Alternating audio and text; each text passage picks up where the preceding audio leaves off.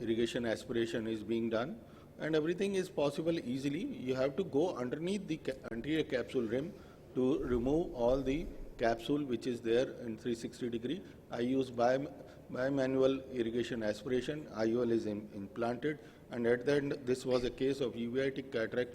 At the end, as you can see, everything is fine.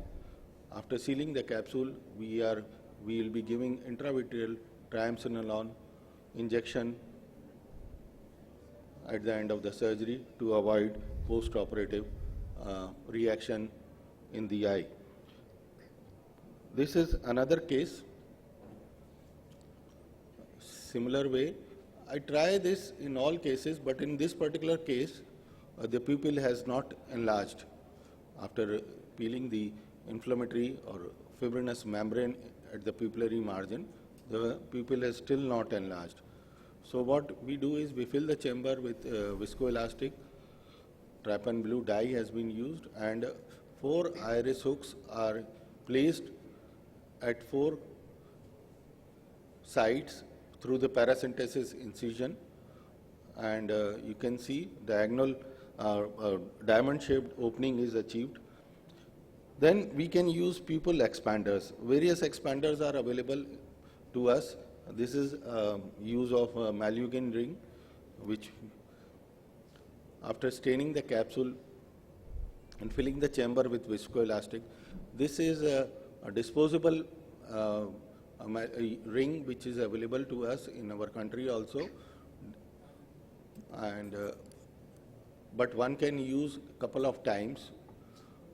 It comes in a square shaped manner, and there are it is made up of PMMA, and there are loops here. The loop of the ring has to be engaged in the pupillary margin. The advancing loop has to be engaged in the pupillary margin, and then the 2 side loops which are there, they have to be engaged.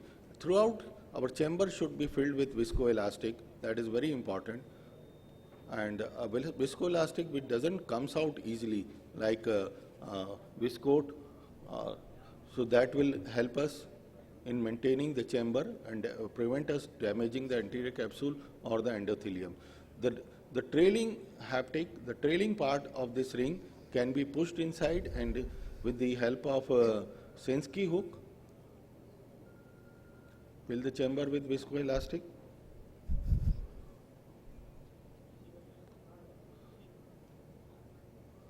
This trailing part is now engaged with the pupillary margin, and you get a fairly large size pupil to do the phacoemulsification.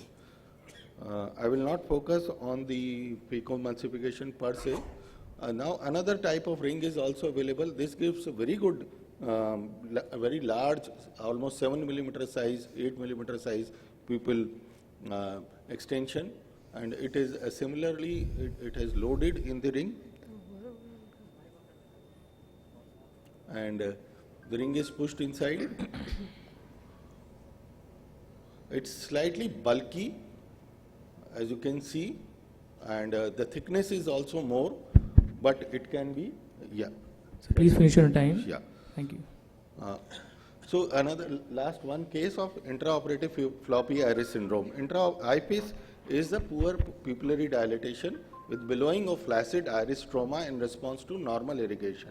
There is propensity of iris prolapse, progressive intraoperative pupillary constriction is there.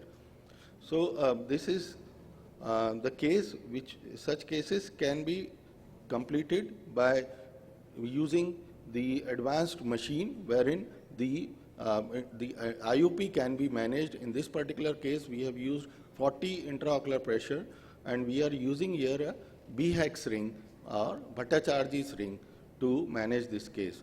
Although the pupil size is 4.5 to less than 5 millimeter, but we can successfully do it. It is less bulky and it is easily injected, implanted and explanted both. Our IOP is for 30. As you can see, our incisions are as per the size of our phaco tip and our side port tip. There is no leak should be there, and by using good viscoelastic, we can prevent iris billowing, iris prolapse, and the complete case can be done. Thank you. Phaco is possible in small people cases also. Thank you. Thank you very much, Dr. Purin Basin sir, for nice presentation. Now, you can ask your query, like if it's an interactive session. I would like to call Dr. Monika Jethani. She will be speaking on techniques and technology in subluxated cataract. Good morning, everyone. It is first day, first show. It's still nice to see so many people around. I'm highly thankful to Dr. Raju Manglawat and Dr. Rajiv Chaudhary, sir, for this wonderful opportunity. And so I'll be speaking about subluxated lens, no financial disclosures to be made. So what is subluxation? It is malposition of crystalline lens which is partially displaced, but it is still contained within the lens space. There are still few zonular attachments present, whereas dislocation is that it lies completely outside the lens patellar fossa in the anterior chamber, free floating in the vitreous or even directly on the retina. So the causes could be congenital, it could be single ectopia lentis, it could be bilateral, it could be hereditary with systemic associations like Marfan syndrome, homocystinuria, Weil-Marchinson. It could also be traumatic, and it could be associated with different ocular anomalies like congenital glaucoma, ophthalmos, pseudoexfoliation syndrome, uveitis, RP, megalocornea, NRIDEA, hypermature cataract and high myopia. It could also have sulfate oxidase deficiency. There could be certain CNS abnormalities, progressive CNS abnormalities which should be taken into consideration, and there could be increased plasma level of lysine. There could be fluctuation, dramatically fluctuating vision because of phakic and the aphakic zone. And there could be extreme hyperopic, myopic shift or even astigmatism. The patient can experience monoocular diplopia and very poor near vision due to loss of accommodative power. The complications could be pupillary block glaucoma, and because of forward displacement, it could lead to endothelial damage and secondary angle closure. So workup is very important. Systemic history, cardiovascular history, family history, unexplained death at young age, then ocular examination, any malformations, we have to measure corneal diameter, and then the classification of subluxated lenses, it could be minimal if it is 0 to 25%. If it could be moderate if it is more than 25 to 50%, and if it is more than 50%, if it uncovers the pupil more than 50%, it is severe subluxated lens. And so indications for lensectomy include if the lens is in the anterior chamber, if the lens is inducing uveitis, if there is a lenticular opacity with poor visual function, if there is cataract, anisometropia or unstable refractive error, and impending dislocation of the lens. So the incision should be away from the zonular weakness, and same is the case with capsular Rhexis. So in this case, we are showing that we have implanted the CTR after doing the phacoemulsification.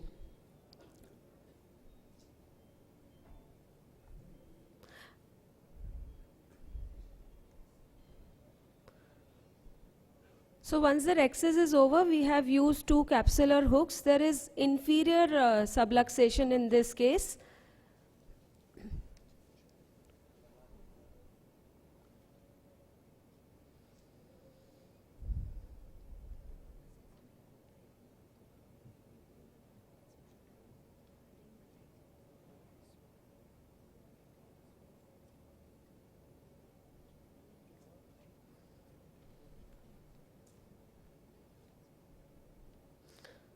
So after the nucleus is removed, the CTR is implanted.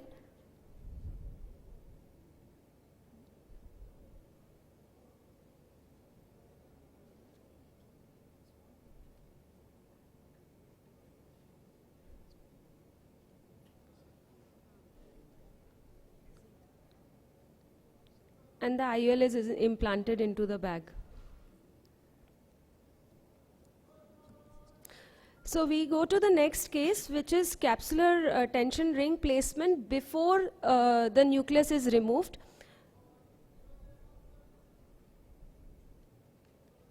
So after completing the CCC and with a little bit of hydro, We are implanting the CTR.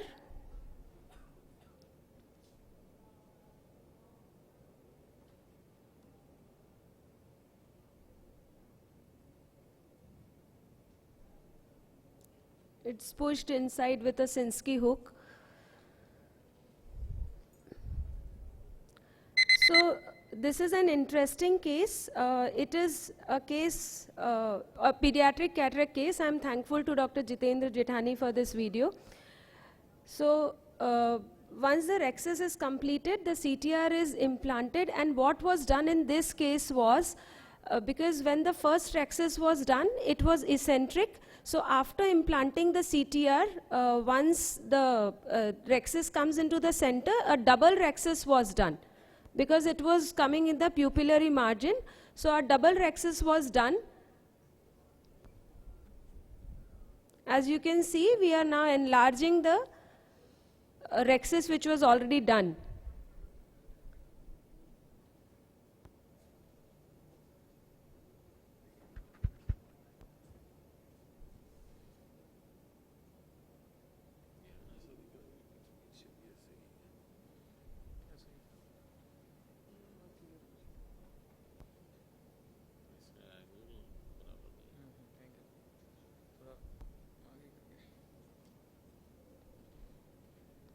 Vitrectomy being carried out.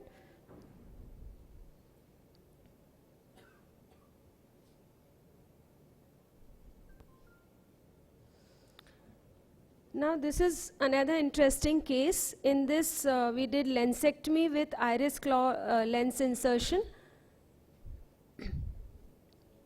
So as you can see, the lens is quite subluxated. Again, this is a pediatric cataract. So the whole of lens was removed. Ramsilon was put to check if there is any vitreous in the anterior chamber.